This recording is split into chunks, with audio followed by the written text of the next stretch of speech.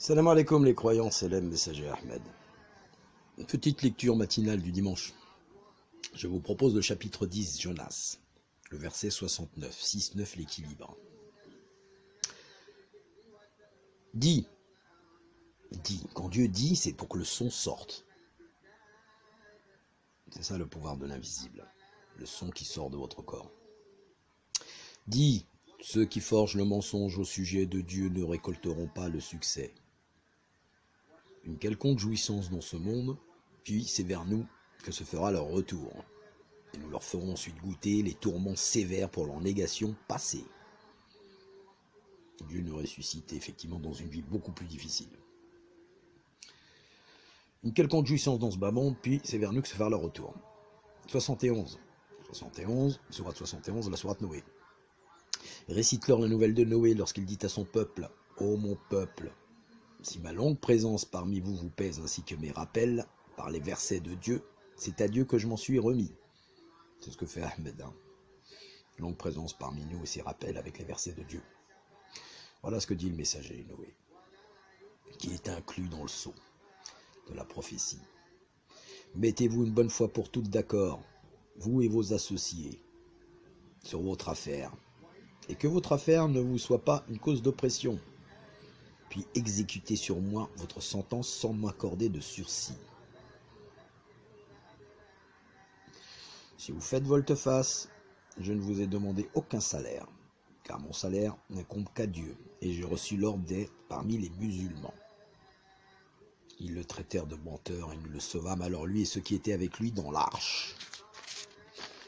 Nous en fîmes les successeurs de la nouvelle terre.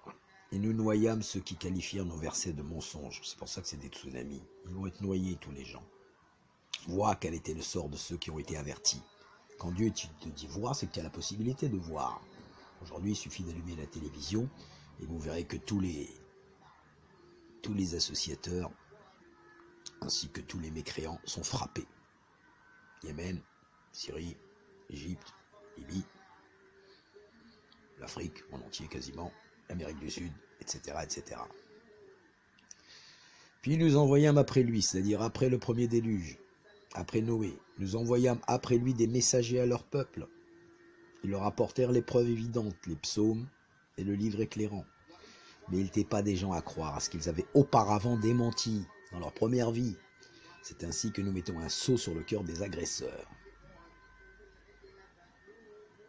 D'accord ? Donc, qu'est-ce que je peux vous lire d'autre?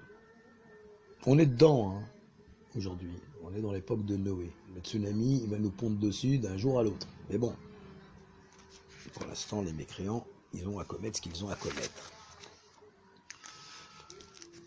Alors, qu'est-ce que je vais vous lire d'autre qui est intéressant pour vous, les croyants? Sourate le récit, verset 70. C'est lui Dieu, nul autre Dieu que lui. À lui revient la louange dans la première vie et dans la vie ultime, la 10e. Il y a 10 vies, on a 70 vies en tout, dans les 7 cieux, 10 partiels. C'est ça le rendez-vous de Moïse et des 70 hommes.